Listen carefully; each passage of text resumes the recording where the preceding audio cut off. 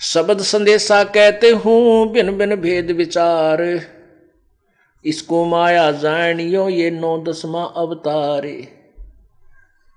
गरीबदास साहिब जी को परमात्मा ने जो ज्ञान दिया उसके आधार पर संत गरीबदास जी कह रहे हैं कि तुम्हारे को मैं शब्द संदेशा कहता हूँ, और शब्द संदेशा कहता हूँ भिन्न भिन्न भेद विचार, नारे नारा निर्णय करके भिन्न भिन्न निर्णय करके बता रहा हूँ। इसको माया जानियो ये 9-10वां अवतार। जो 9 अवतार आ चुके ये भी काल के द्वारा ही भ्रमित है, और 10वां भी ऐसे ही भ्रमित रहेगा, वो भी ऐसे ही अपना कर्म बिगाड़ कर जाओगा। क्योंकि राजा हरिश्चंद्र जी कलयुग में निकलंक नाम से अवतार धारका होंगे, और वो बहुत लंबी उसकी तलवार होगी। उसमें सभी प्राणी जीव मनुष्य जीव जो हैं कृतघ्नी हो जाएंगे, बहुत बुरे। उनको फिर आकर के वो काटेगा जैसे परशुराम ने क्षत्रिय काटे। अब देखो पुण्यात्मा इस काल के जाल को कैसे समझेंगे कबीर परमात्मा के बिना।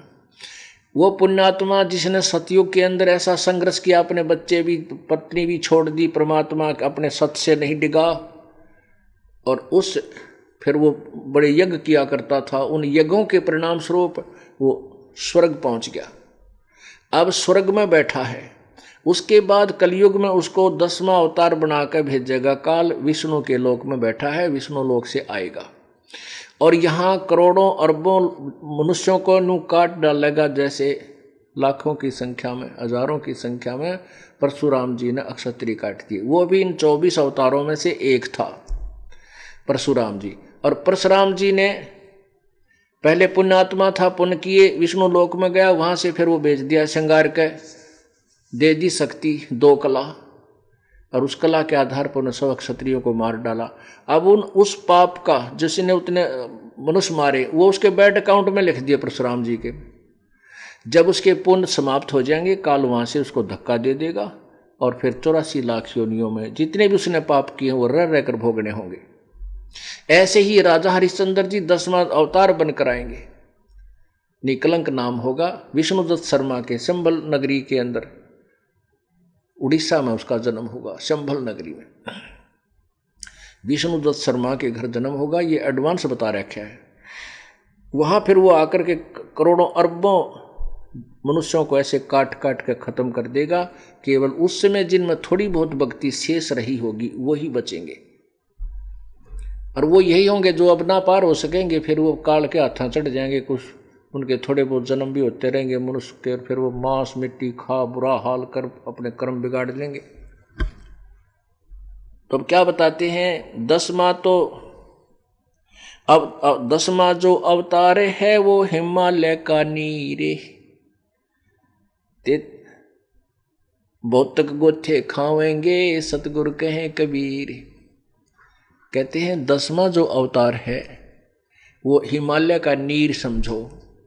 जैसे हिमालय पर वर्षा हो जाओ पहाड़ पे, तो वहाँ तो बड़े ऊंचे पर वर्षा, बड़ा महिमा उसकी, बड़े ऊंचे स्थान पर, फिर वहाँ से वो बह कर चलता है और जा कर के फिर समुद्र में मिल जाता है, उसका अस्तित्व खत्म हो जाता है। ऐसे कहा है कि 10वां तो जो अवतार है वो तो ऐसा है जैसे हिमालय का नीर।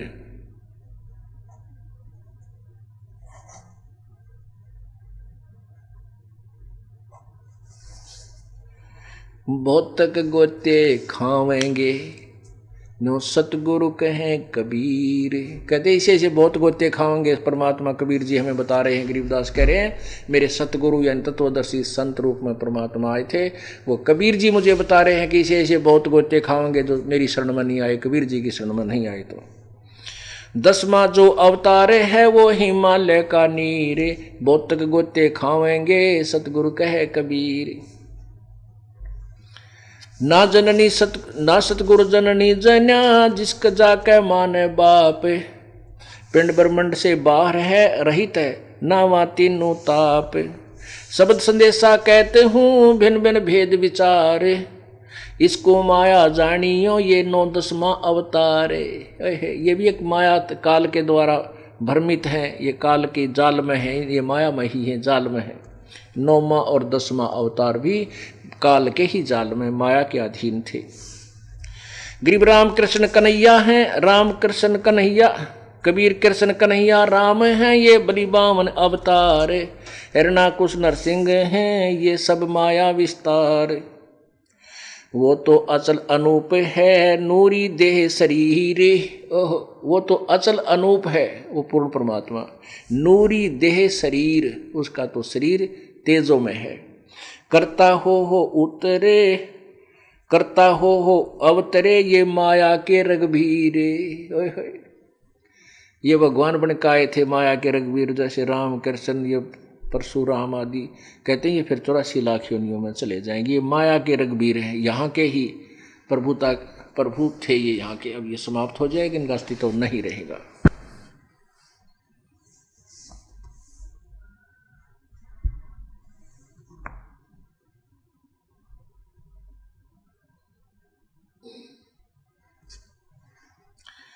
अब क्या बताते हैं, लालों से हीरा भया, हीरा से भया मोत, हीरे से भया मोत, मोती से शीशा भया, जब बिसरा जात रुगोते।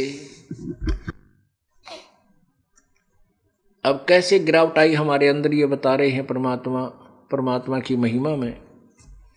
लाल से हीरा भया, हीरे से भया मोत, मोती, लाल से तो हीरा बना, हीरे तो बन गया मोती, और मोती से शीशा भया, जब भूला जात और गोत। जात गोत को भूलना, अपने परमात्मा, हम जीव हमारी जाति है, मानव धर्म हमारा। कहते जो इस वस्तु को भूल गया कि हम पूर्ण परमात्मा के घर से आए हुए, हमारा जो है कौन सी जात है, जात हमारी जगत गुरु परमेश्वर है, पंथ कबीर परमात्मा स्वयं कहते हैं। तो हम आत्मा हैं, और काल ने हमारे ऊपर ये गलत जो है ना एक और कोट पर आकर हमें अलग अलग रूप बना दिया, जैसे मिट्टी के खिलौने बना दिया करें। तो ऐसे हमें अलग अलग रूप दे दिया। जब हम इस बात को भूल गए कि हम अपने आप को एक जीव समझने लगे, पुरुष समझे, कोई स्त्री समझे, कोई गधा समझे, कोई कुत्ता, क्योंकि हम बन गए, तो हम उस वास्तविकता से अपरिचित होकर के हम इसी को फाइनल मान चुके हैं कि ऐसा ही ये जीवन यहाँ का ऐसा ही है। इसलिए तू गिरता गिरता कैसे बन गया, लाल से हीरा भया, हीरे से भया मोत, मोती से शीशा भया, जब बिसरा जात और गोत।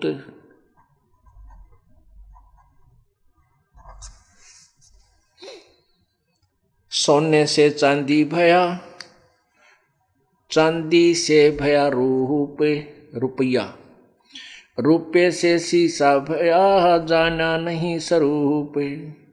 जस्त भया तांबा भया, यौमन हो गया रांग, शब्द महल जाना नहीं, ये नाहक धारा सांग।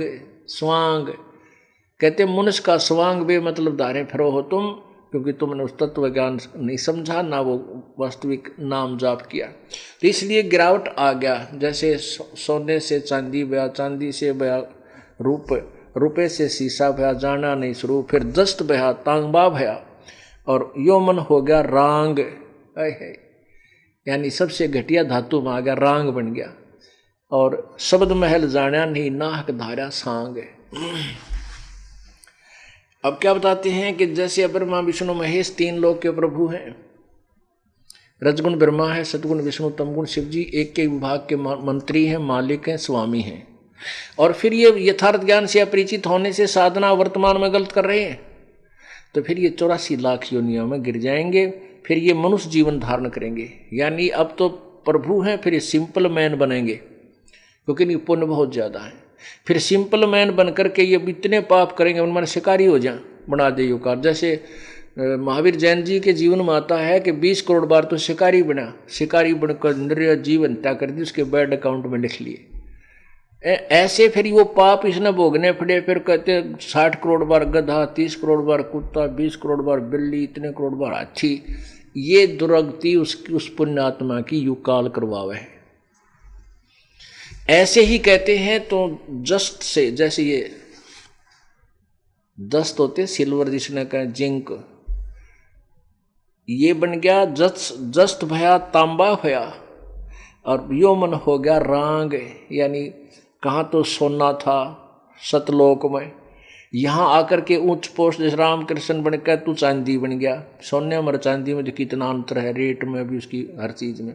फिर कहते चांदी से एक रुपये रूप में 1 रुपया आ गया, और रुपये से शीशा भया जब जाना नहीं स्वरूप। मेरे हंसा भाई हंस रूप था जब तू आया, मेरे हंसा भाई हंस रूप था जब तू आया, अपना स्वरूप भूल मैं भूला ताते जीव कहाया, मेरे हंसा भाई हंस रूप था जब तू आया।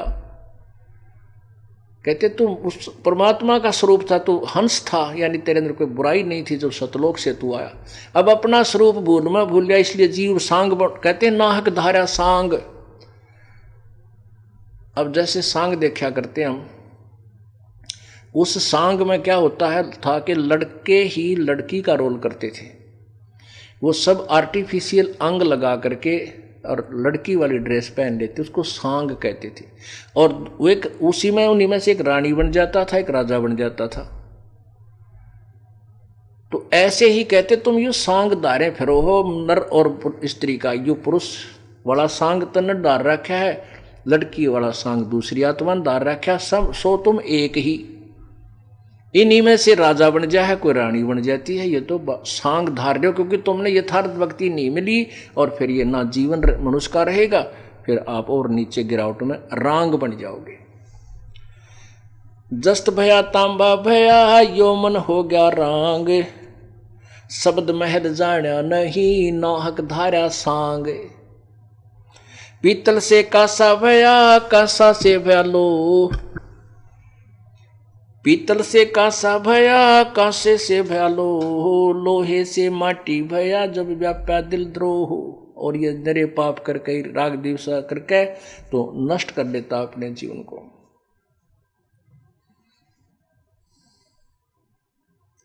कौड़ी गिट्टी संखले दरियाओं की छाल, इन बातों क्या पाई ये कर सतगुरु नजर निहाल।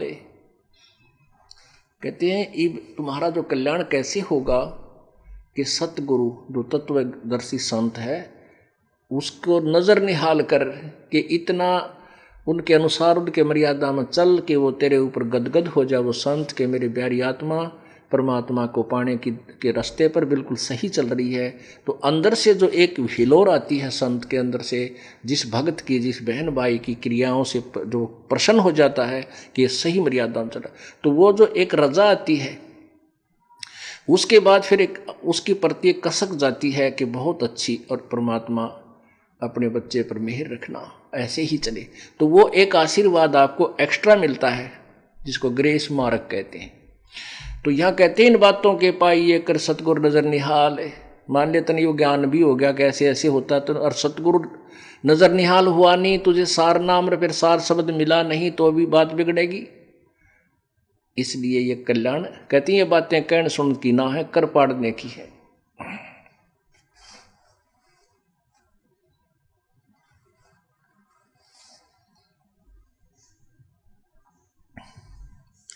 गरीब घट में शोक सिलसिला, यो सूतक बंध्या अंधेरे, ये दम गिनती के दिए तू फेर सके तो फेर।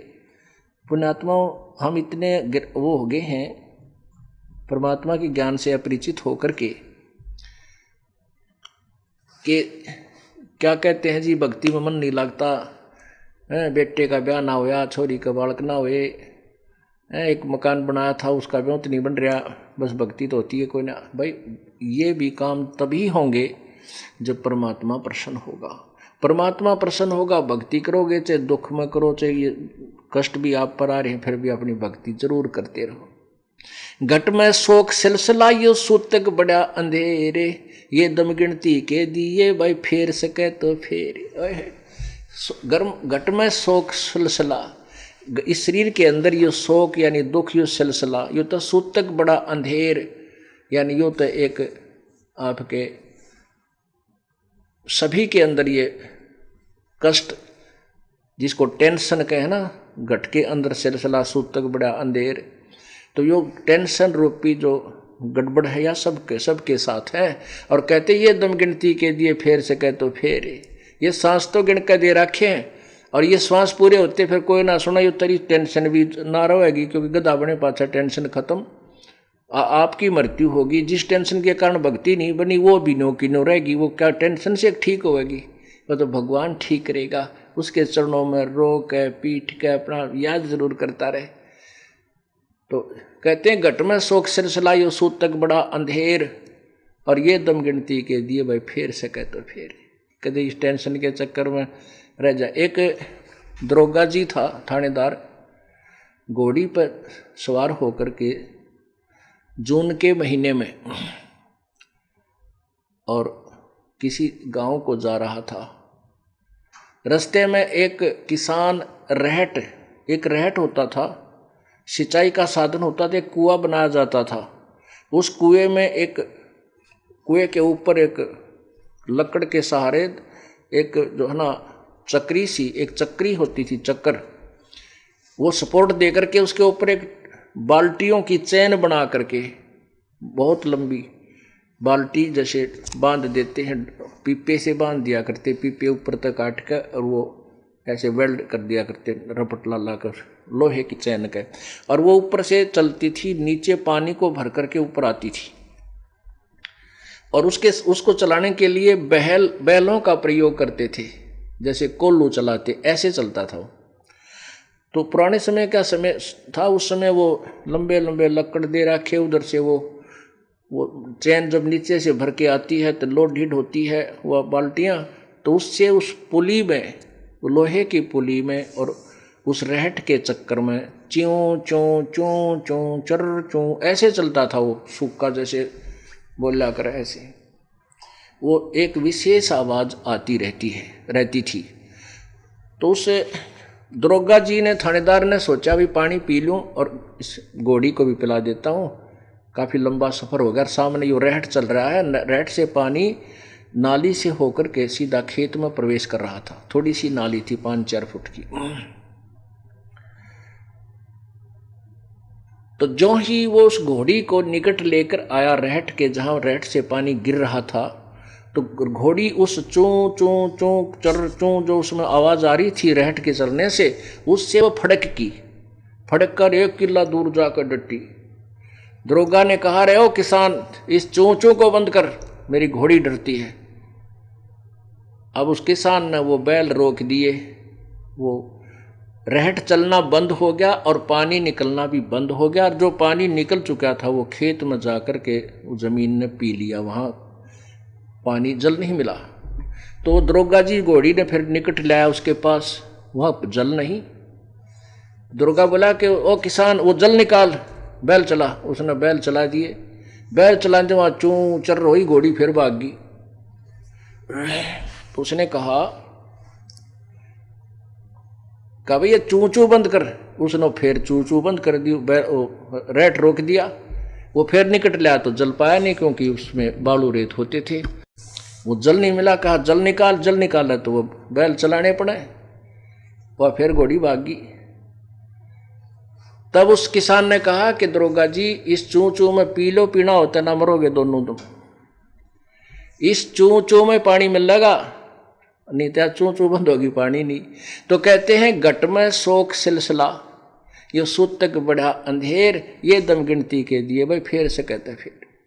ये तो न्यू टेंशन चले जाएगी। ये जन श्वास जो है गिनती के दे रखे, इनमें सिमरण ये श्वास का सतनाम का हो गया, सार नाम का, तो करा जाता कर ले ना। तो ये तो भाई बीमारी असंग जन्म की है। और यह कट्टे भी सतगी, या प्यास भी चू चूते मट्टेगी, उसका रोक के काम नहीं चले। इसलिए हिम्मत सी करके परमात्मा की भक्ति हमने करते ही रहना चाहिए, तभी बात बनेगी।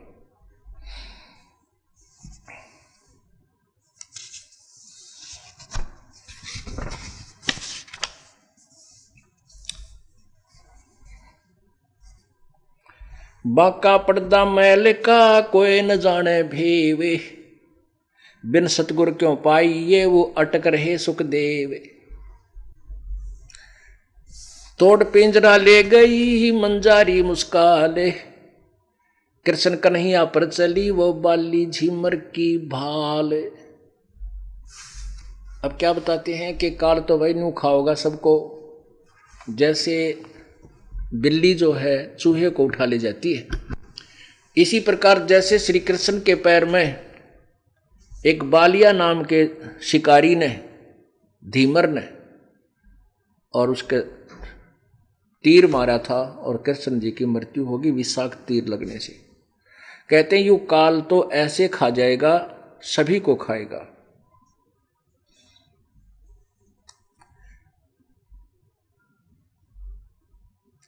बांके पर्दे हम गए सतगुर के उपदेश।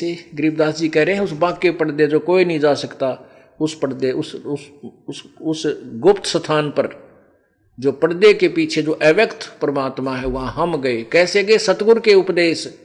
कबीर परमेश्वर सतगुरु मिला, उसके द्वारा दी गई भक्ति से हम उस बांके पर्दे गए। बांके पर्दे हम गए सतगुर के उपदेश। शिव ब्रह्मा विष्णु रटत हैं पार न पावे शेष। ये ब्रह्मा विष्णु महेश भी जाप करते, इनको भी रास्ता नहीं मिला। अब देखो, अब ये साथ ही साथ जो है ना, ये निर्णय देना पड़ेगा कि ब्रह्मा विष्णु महेश भी रटते हैं और फिर भी ये पार नहीं होते, तो क्या चक्कर है? चक्कर ये है कि इनको यथार्थ ज्ञान नहीं है, ना भक्ति की विधि सही ज्ञान है। इसके लिए आपको देवी पुराण इसका सॉल्यूशन करेगी कि श्री कृष्ण अर्थात विष्णु को कितना ज्ञान है, तो ये मोक्ष कैसे प्राप्त कर सकते हैं।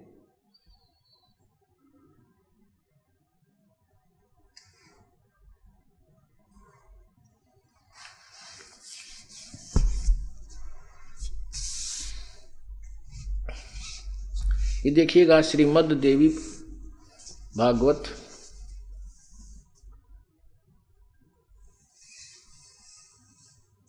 गीता प्रेस गोरखपुर से प्रकाशित है।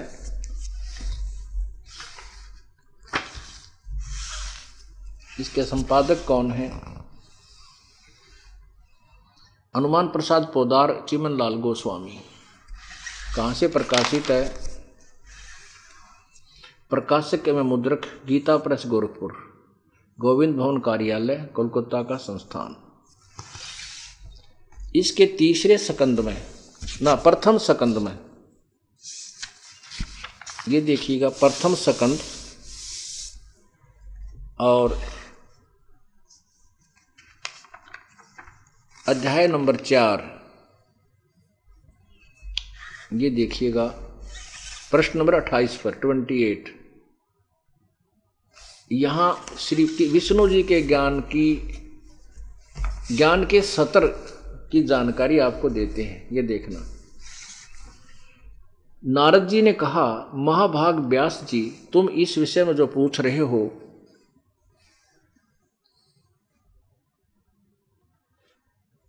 यही प्रश्न मेरे पिताजी ने भगवान श्री हरि यानी विष्णु जी से किया था। देवादिदेव भगवान जगत के स्वामी हैं, लक्ष्मी जी उनकी सेवा में उपस्थित रहती हैं, दिव्य कौस्तुमणि उनकी शोभा बढ़ाती है, वे शंख चक्र गदा पद्म लिए रहते हैं, पीतांबर धारण करते हैं, 4 भुजाएं हैं, वक्षस्थल पर श्रीवत्स का चिन्ह चमकता रहता है, वे चराचर जगत के आश्रयदाता हैं। जगत गुरु ऐसे देवताओं के भी जगत गुरु एवं देवताओं के भी देवता हैं। ऐसे जगत प्रभु भगवान श्री हरि महान तप कर रहे थे, उनकी समाधि लगी थी। यह देखकर मेरे पिता ब्रह्मा जी को बड़ा आश्चर्य हुआ। अतः उन्होंने उनसे जानने की इच्छा प्रकट की। ब्रह्मा जी ने पूछा, प्रभु आप देवताओं के अध्यक्ष, जगत के स्वामी, भूत भविष्य एवं वर्तमान सभी जीवों के एकमात्र शासक हैं। भगवान फिर आप क्यों तपस्या कर रहे हैं और किस देवता की आराधना में ध्यान मगन है? मुझे असीम आश्चर्य हो रहा है कि आप देवेश्वर एवं सारे संसार के शासक होते हुए भी समाधि लगाए बैठे हैं। ब्रह्मा जी के विनीत वचन सुनकर भगवान श्री हरि अर्थात विष्णु जी, ये पहला सकंद चला, श्री हरि यानी विष्णु जी ने उनसे कहा, ब्रह्मन सावधान होकर सुनो, मैं अपने मन का विचार व्यक्त करता हूँ। देवता दानव मानव सब यही जानते हैं कि तुम सृष्टि करते हो, मैं पालन करता हूँ और संकर संहार किया करते हैं, किंतु फिर भी वेद के पारगामी पुरुष अपनी युक्ति से यह सिद्ध करते हैं कि रचने पालने और संहार करने की यह योग्यता जो हमें मिली है उसकी अधिष्ठात्री देवी शक्ति देवी है या दुर्गा है। वे कहते हैं कि संसार की सृष्टि करने के लिए तुम में राजसी शक्ति का संचार हुआ है, मुझे सात्विक शक्ति मिली है और उधर में तामसी शक्ति का आविर्भाव हुआ है।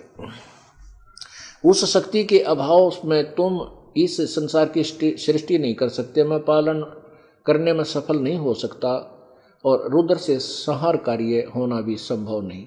ब्रह्मा जी, हम सभी उस शक्ति के सहारे ही अपने कार्यों में सदा सफल होते आए हैं। सुवर्त प्रत्यक्ष और परोक्ष दोनों उदाहरण मैं तुम्हारे सामने रखता हूँ, सुनो। यह निश्चित है कि उस शक्ति के अधीन होकर मैं प्रलय काल में इस शेषनाग की सैया पर सोता और सृष्टि करने का अवसर पाते ही जाग जाता हूँ। मैं सदा तप करने में लगा रहता हूँ। उस शक्ति के शासन से मैं कभी मुक्त नहीं रह सकता। कभी अवसर मिला तो लक्ष्मी के साथ सुखपूर्वक समय बिताने का सौभाग्य प्राप्त होता है। मैं कभी तो दानों के साथ युद्ध करता हूँ। अखिल जगत को भय पहुँचाने वाले दैत्यों का विकराल शरीरों को शांत करना मेरा परम कर्तव्य है। यहाँ देखो फिर 29 पृष्ठ के इसी पे, मुझे इस प्रकार शक्ति यानी दुर्गा के शक्ति के अधीन होकर रहना पड़ता है। उन्हीं भगवती शक्ति का मैं निरंतर ध्यान किया करता हूँ। ब्रह्मा जी, मेरी जानकारी में इन भगवती शक्ति से बढ़कर दूसरे कोई देवता नहीं है। जय हो विष्णु जी की। अपने आत्मा इनको जगत गुरु लिखा है, भूत भविष्य के जानने वाला लिखा है। और देखो, और ये दुर्गा कहती है कि वो परमात्मा तो कोई और ही है।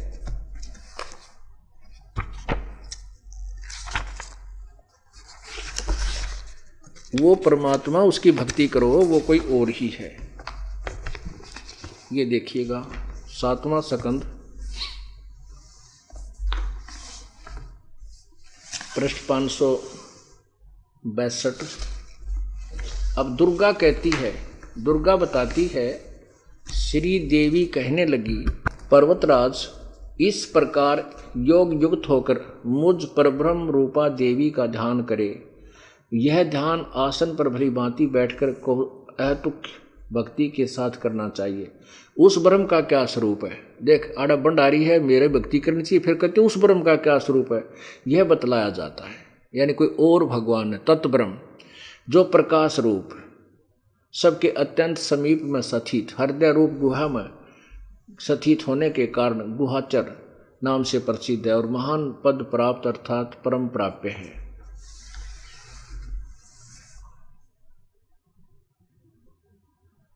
यहाँ पर प्राप्य है।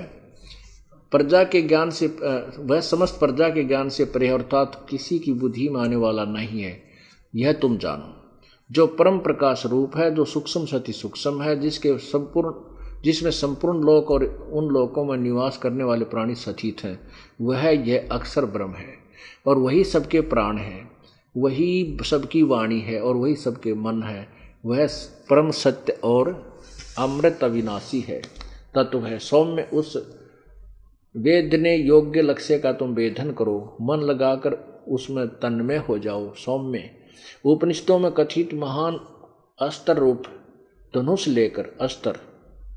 अब गीता जी अध्याय नंबर 15 के श्लोक नंबर 4 में लिखा है कि उस असंख्य शस्त्रेण छित्वा, यानी तत्व ज्ञान रूपी शस्त्र से इसको काट के, इस उलझी हुई गुत्थी को काट करके अर्थात तत्व ज्ञान को समझ कर उसके बाद उस परम पद परमेश्वर की खोज करनी चाहिए। जा जाने के बाद साधक लौट कर संसार में कभी नहीं आता। यही ये कह रही है कि उस तत्व ज्ञान रूपी अस्त्र से तो उसको काट धनुष लेकर, यानी ये तो जो ज्ञान है उसको भी अस्त्र मानते हैं।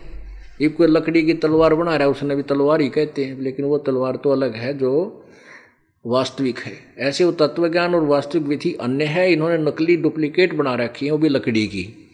अब देखो क्या कहा, सौम्य उपनिषदों में कथित महान अस्त्र रूप। अब उपनिषद पाया गया था, उपनिषद जिन के द्वारा घड़े हुए इन ऋषियों के, जिनने क्या है का बिना बेरा अस्त्र रूप धनुष लेकर उस पर उपासना द्वारा तीक्ष्ण किया हुआ बाण संधान करो और फिर भावनागुत चित्त से भावनुगत चित्त से के द्वारा उस वाणी को खींचकर उस अक्षर रूप ब्रह्म को ही लक्ष्य बनाकर वेदन को, अर्थात उस परमात्मा को ही प्राप्त करने के लिए उद्देश्य रखो। और देखो परवण ओम धनुष है, आगे ना ठिकाने, ओम नाम इसका तीर है और जीवात्मा बाण है और ब्रह्म को उसका लक्ष्य कहा जाता है। आगे देखो, उस एकमात्र परमात्मा को ही जाने, दूसरी सब बातें छोड़ दे। तो देवी की रहेगी। ब्रह्मा जी ने कहा, विष्णु जी कह रहे हैं कि देवी तो बड़ा मत को देवता मानता ना, और देवी ने कहा भगवान तो कोई और है जिसकी पूजा कर उसी की करनी चाहिए और तेरे मन में नहीं आनी चाहिए। तभी विष्णु जी का क्या ज्ञान होगा। और विष्णु जी के बाद ये और देवता तो इससे और निम्न सत्र के हैं, इनका क्या ज्ञान होगा। तो इसलिए परमात्मा बताते हैं ये ब्रह्मा विष्णु वेश भी वहां नहीं जा सके, उस परमात्मा की प्राप्ति नहीं कर सके। उस एकमात्र परमात्मा को ही जाने, दूसरी सब बातें छोड़ दे। यही अमृत रूप परमात्मा के पास पहुंचने का पुल है। संसार समुद्र से पार होकर अमृत रूप परमात्मा को प्राप्त करने का यही सुलभ साधन है। जिस प्रकार रथ के चक्कर में लगे आदि आदि उस हृदय विधि रूप में प्रकट होने वाले परब्रह्म संचरण करता, अंतर्यामी रूप से वर्तमान रहता, वह आत्मा का ओम के जाप से के साथ ध्यान करो। है आगे पाछे नीम तले इन ओम तागे बेराय को नहीं, किससे न छेड़ दे हैं। ये भी कहे ओम का जाप करो। और विष्णु जी ने कहना मैं दुर्गा का जाप करूँ, इस तो बड़ी कोई देवी है कोई ना, इस तागे कोई देवता नहीं। और ध्यान और गौर तप करता हूँ, तप करने का किसी शास्त्र में, सदशास्त्र में प्रमाण नहीं है। इससे अज्ञान में अंधकार से सर्वथा परे और संसार समुद्र से पार जो परब्रह्म है, ओहो, इससे अज्ञान में अंधकार से सर्वथा परे, संसार समुद्र से पार जो ब्रह्म है, यानी वो पूर्ण ब्रह्म के बारे में कह रही है और नाम बता रही है इस क्षर ब्रह्म का, उसको पा जाओगे तुम्हारा कल्याण हो।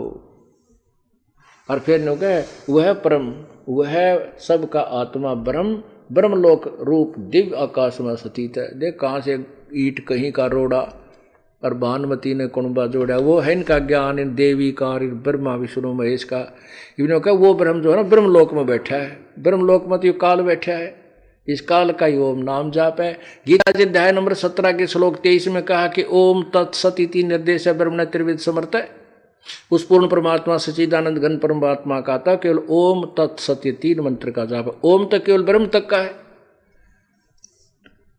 आगे देखो, धीर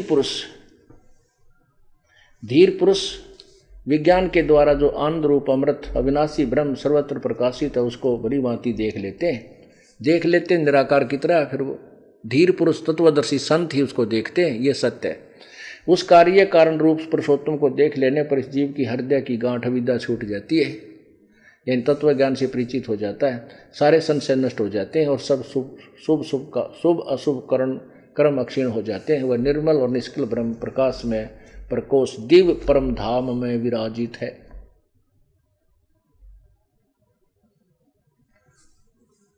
वह शुभर सर्वथा विशुद्ध और संपूर्ण प्रकाश में वस्तुओं के का भी प्रकाशक है।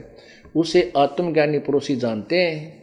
उस प्रकाश रूप परम धाम में परमात्मा में न सूर्य प्रकाशित होता है, न चंद्रमा, न तारे प्रकाशित होते हैं, न बिजलियाँ चमकती। फिर इस अग्नि की तो बात ही कैसे प्रकाशित होने पर उसे प्रकाश से सब प्रकाशित होते हैं। उसी के प्रकाश से संपूर्ण जगत प्रकाशित है। मेरे साधो भाई सब जग भूला पाया, मेरे साधो भाई सब जग भूला पाया।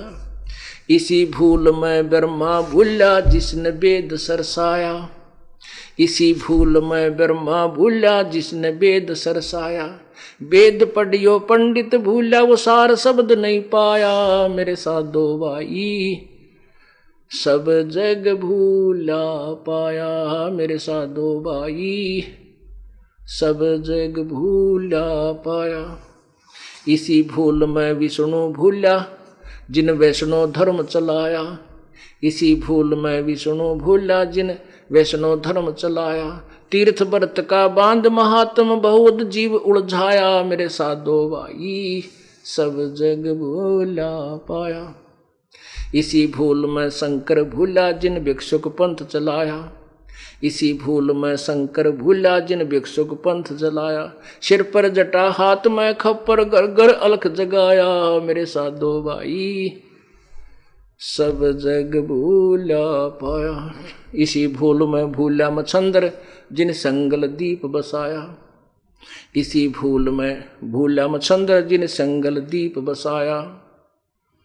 विषय वासना के वश होके अपना योग नसाया। मेरे साधो भाई सब जग भूला पाया। इसी भूल में भूला मोहम्मद जिन न्यारा धर्म बनाया। इसी भूल में भूला मोहम्मद जिन न्यारा धर्म बनाया।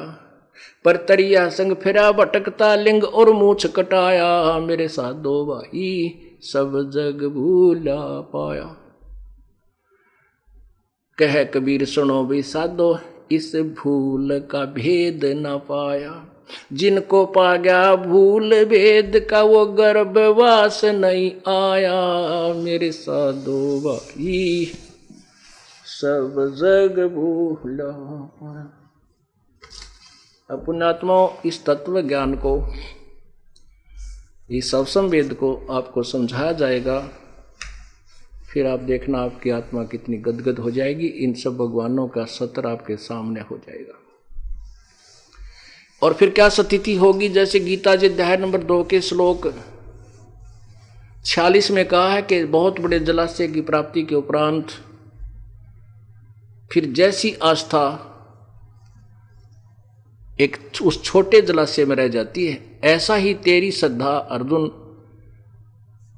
इस तत्व ज्ञान के प्राप्त हो जाने के उपरांत उस इन अन्य भगवानों में ऐसी आस्था रह जाएगी।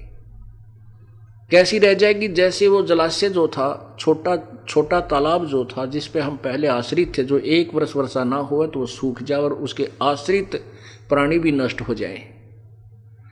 उसके साथ उसकी तुलना में फिर हमें कोई बहुत बड़ा सरोवर मिल जाता है, 10 वर्ष वर्षा ना हो तो अभी पानी ना सूखे, तो उसके प्रति कितनी आपकी आस्था रह जाएगी। छोटे जलाशय में वो बुरा नहीं लगता, लेकिन उसकी अक्षमता का पता लग जाता है कि यहाँ बात बने कोई ना, या तो कभी भी आपत्ति आ सकती है। इसलिए उस जलाशय को ही टारगेट बनाया जाता है। इसलिए कहा है अर्जुन तू सर्वभाव से उस परमेश्वर की शरण में जा जिसकी कृपा से तू परम शांति और शाश्वत स्थान सतलोक सदा रहने वाले लोग को प्राप्त हो जाएगा। बोलो सतगुरुदेव।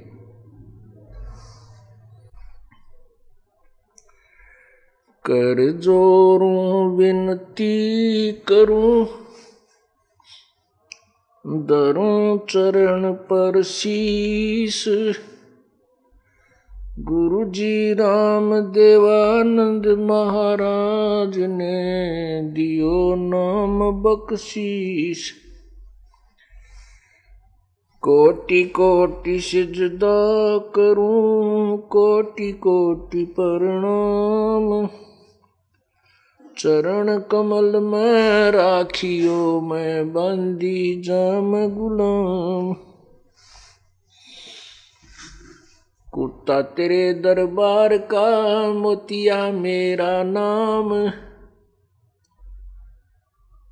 गले प्रेम की जेवड़ी जहाँ खेचो वहाँ जाऊं मैं। तो करो तो बावड़ू दूर दूर करो तो जाऊं। जो राखो त्यों ही रहूं जो देवो सो खाऊं।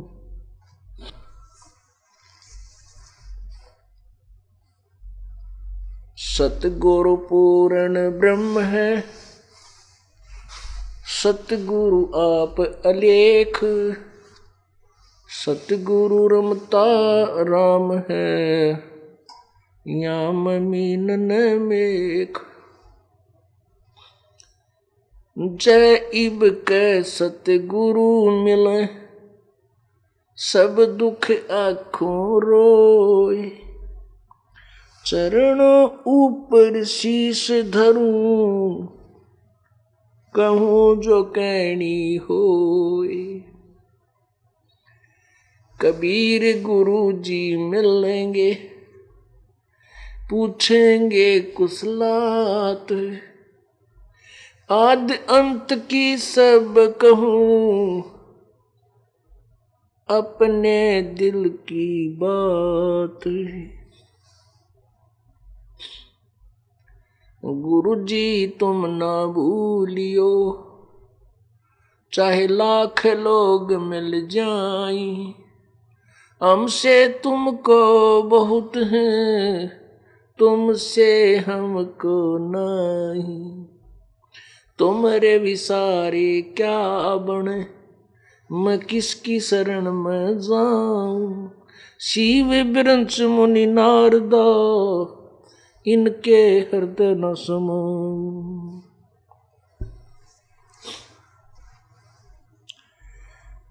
अब गुण किए तो बहुत किए, करत न मानी और, बामे बंदा बख्श दियो, बामे गर्दन उतार। अब गुण मेरे बाप जी, बख्शो गरीब नवाज। जो मैं पूत कपूत हूँ, बोर पिता को लाज। मैं अपराधी जन्म का, नक्शक बरे विकार। तुम दाता दुख भंजना, मेरी करो संवर।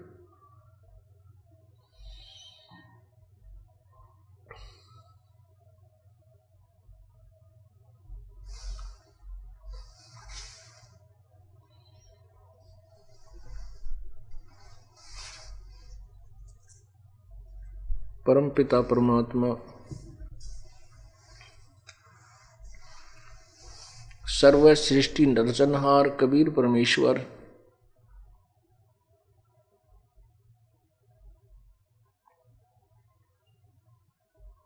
इस काल जाल में फंसी हुई आत्माओं को अपने मूल स्थान का ज्ञान कराने के लिए स्वयं ही इस काल के लोक में रूपांतर करके आते हैं।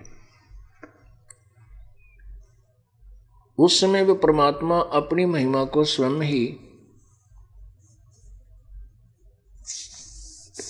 बताते हैं। जिस समय परमेश्वर स्वयं आते हैं उसमें वे अपनी महिमा अपनी समर्थता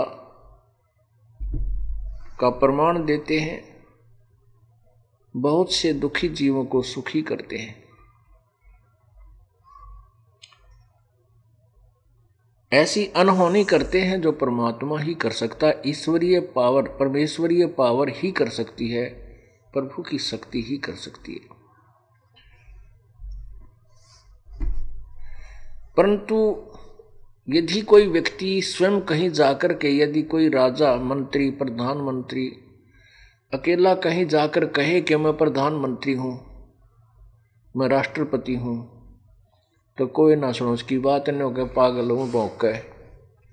राष्ट्रपति ऐसे थोड़ा ही आता है, वो पूरे साजबाज के साथ आता है, आगे पीछे उनकी बॉडीगार्ड होते हैं, लंबी काफिला होता है, तो फिर सभी जान जाते हैं कहाँ कौन आ गया, राष्ट्रपति। अच्छा राष्ट्रपति, अरे कहाँ से देखें उखड़ा, तो उसको तो हम शीघ्र पहचान लेते हैं। ऐसे ही प्रभु ने इसका विकल्प ढूंढा कि यदि मैं स्वयं कहता रहूंगा मैं भगवान हूं, मैं भगवान हूं, कोई ना सुने। हालांकि बहुत से काम भी किए, ऐसे प्रमाण दिए जो आज एक इतिहास है। उसके बाद परमेश्वर ने इसका विकल्प ढूंढा कि क्यों ना अपने कुछ गवाह बना लूं, ताकि इस बिचली पीढ़ी के उद्धार के समय वो मेरी गवाही देंगे, मेरे साक्षी होंगे कि परमात्मा यही है। जो 120 वर्ष पहले आकर के बनारस में कहा कर था, हम ही अलग खला हैं कुतुब गोस और पीर, गरीबदास खालिक दनी हमरा नाम कबीर। ए स्वामी सृष्टा में सृष्टि हमरे तीर, दास गरीब अधर वसु में अवगत सत कबीर।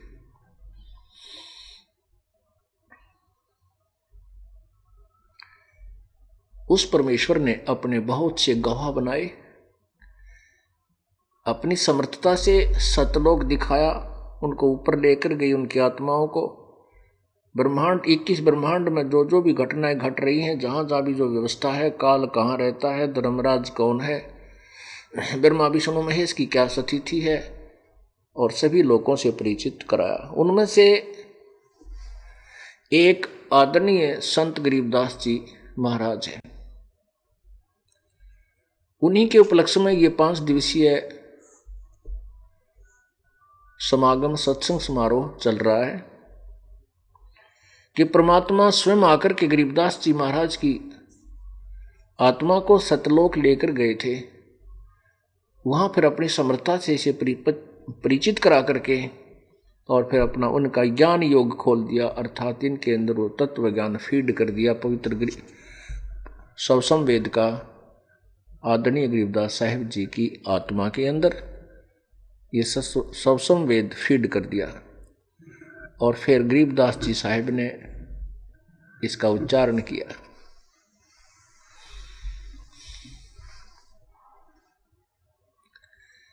वो तत्व ज्ञान आपके समक्ष सुनाया जा रहा है।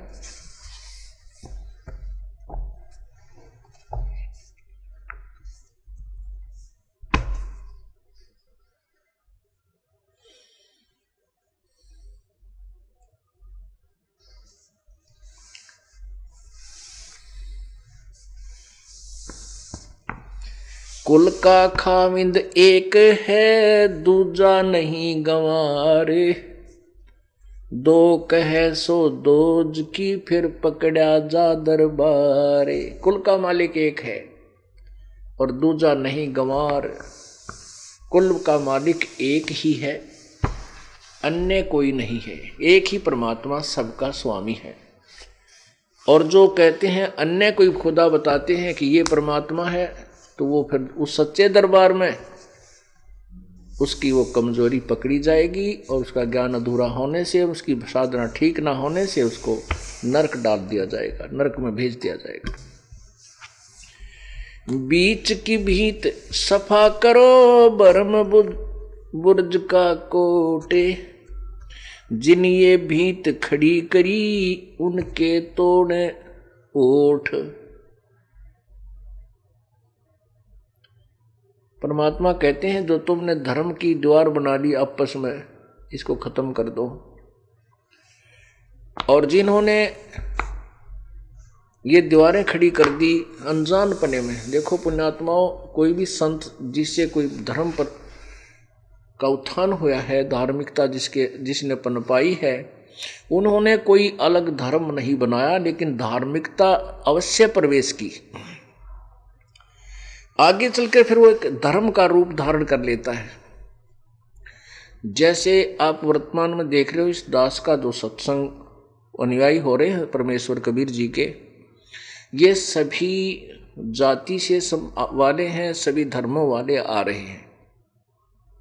लेकिन ये धर्म नहीं हमारा, हम केवल धार्मिकता का उत्थान कर रहे हैं, परमात्मा का यथार्थ भक्ति मार्ग प्रशस्त कर रहे हैं, और आत्मा का कल्याण करने का, आत्मा के कल्याण की एक विधि बता रहे हैं। बस आगे समय आने पर ये लाखों और करोड़ों की संख्या हो जाएगी, और आगे चलकर कोई इसको अलग से पार्टीशन कर लेगा, इसका धर्म नाम धर लेगा, तो वो नालायक व्यक्ति होगा जिसने इसका अलग धर्म बना दिया। जैसे अब वर्तमान में आप देख रहे हो, ये राधा स्वामी पंथ, धन धन सतगुरु पंथ, और भी बहुत से पंथ हैं जिनमें करोड़ों की संख्या में, कई लाखों की संख्या में अनुयायी हैं। ये कोई धर्म नहीं है, इन्होंने केवल एक अपनी भक्ति का मार्ग दर्शाया है कि हम ये ज्ञान देते हैं और ऐसे हमारी भक्ति ऐसे करो, इससे मोक्ष होगा। तो उसमें सभी जाति के, सभी धर्मों के भक्त हैं। आने वाले समय में ये एक अलग से धर्म बन जाएगा, राधा स्वामी धर्म बन जाएगा, धन धन सतगुरु धर्म बन जाएगा, तो वो गलत होगा। तो यहां क्या कह रहे हैं कि बीच की भीत सफा करो और भ्रम बुर्ज के कोट, जिन या भीत खड़ी करी जिसके तोड़ू होठ। परमात्मा कह रहे हैं कि जिन्होंने ये अनजानपने में समय आने पर आगे चल के कोई अलग मजहब बना लिया उस समुदाय का, उसकी कहते भगवान के दरबार में बहुत पिटाई होगी।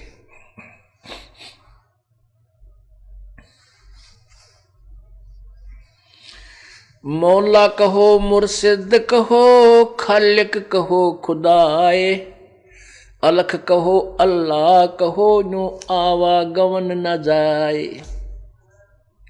चाहे तुम मौला कहो और चाहे मुर्शिद कहो, खालिक कहो, खुदा कहो, रब कहो, चाहे राम कहो, अल्लाह कहो, इससे तुम्हारा जन्म मृत्यु नहीं मिटेगा।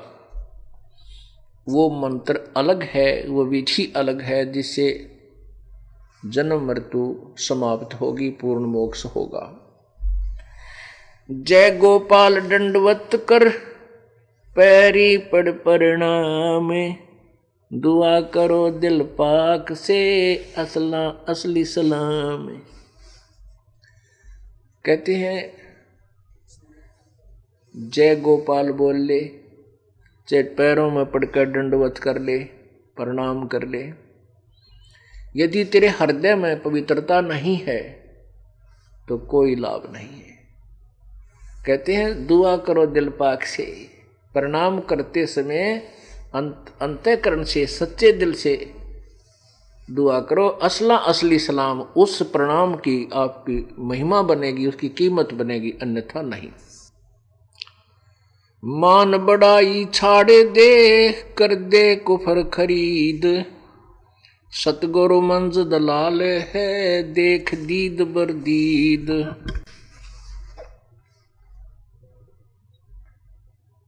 बंग विरोधी देत है, वो बैरा नहीं खुदाए, बस्त सरे की आस है, तन पकड़ पछाड़ी गाय। कहते हैं बंग विरोधी देत है, वो बैरा नहीं खुदाए, और तू आस लगाए बैठा स्वर्ग जाने की और काट डाली गाय। तने गाय की हत्या कर दी और परमात्मा से अर्ज कर रहा है कि आप दुआ कर रहे हो, नमाज कर रहे हो कि मैं स्वर्ग जाऊंगा। कभी नहीं हो सकता।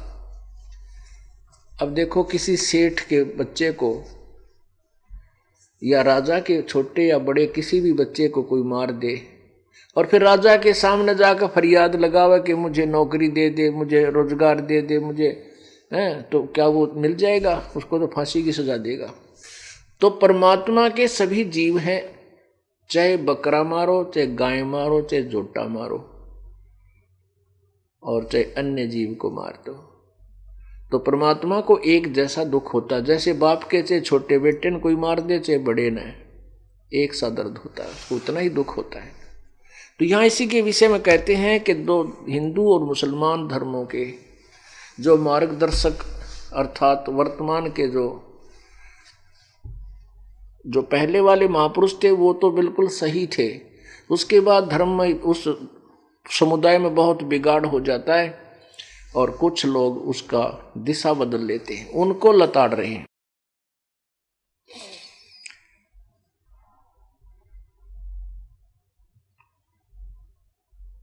बंग विरोधी देत है, वो बैरा नहीं खुदाए, और बहिस्त सरे की आस है, तन पकड़ पछाड़ी गाय। काजी कजा जाने नहीं, मुल्ला मिले न मूले, बहिस्त सरे पहुंचे नहीं, ये बोवे सूल बबूले। काजी कजा जाने नहीं, काजी परमात्मा की विशेष रहमत प्राप्त करने की विधि से अपरिचित है, और मुल्ला मिले न मूल, मुल्ला भी जो साधना गलत कर रहा है वो यथार्थ लाभ प्राप्त नहीं कर पाएगा। और बहिष्ठ शरीर की पहुंचे नहीं, ये बो में सूल बबूल, ये बहिष्ठ में नहीं पहुंचेंगे, स्वर्ग में नहीं पहुंचेंगे, क्योंकि ये तो बबूल सूल बबूल बो रहे हैं, अर्थात अपने भाग बिगाड़ रहे हैं, अपने कर्म बिगाड़ रहे हैं।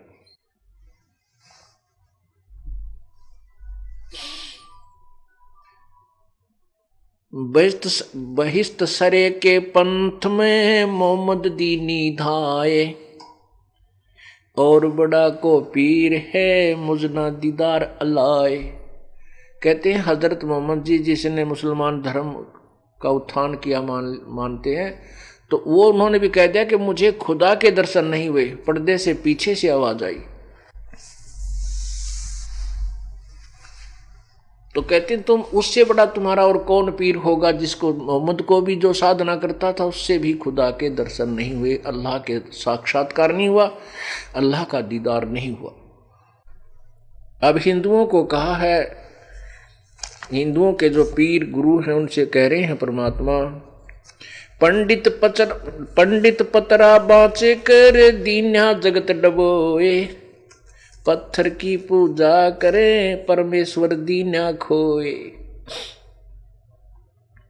पंडित पतरा बाँच के और दीन्या जगत डबोए, और फिर पत्थर की पूजा करें परमेश्वर दीन्या खोए।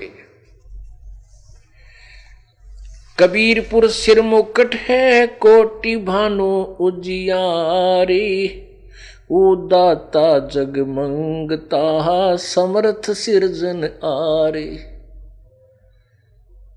कबीर प्रभु के सिर मुकट है सतलोक में, और कोटि भानु उजियार, करोड़ों सूर्यों जैसा उसका रोशनी है। वो दाता है और सब जग उसके सामने मंगता है, वो समर्थ सिरजनहार। जोग जीत कर नाम है मुनिंद्र कहो कबीर, जोग जीत कर नाम है मुनिंद्र कहो कबीर। 12 पंथ चलाइया ये डगे बंधावे धीर, सुल्तानी के सर लग्या बलक बुखारा त्याग, जिंदे के चोले मेले दीन्या सत बैराग।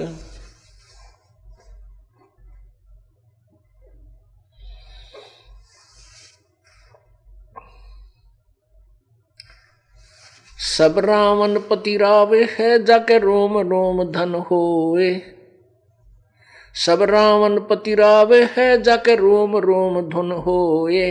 दम खाली नी नाम बिना छत्रपति है सोए।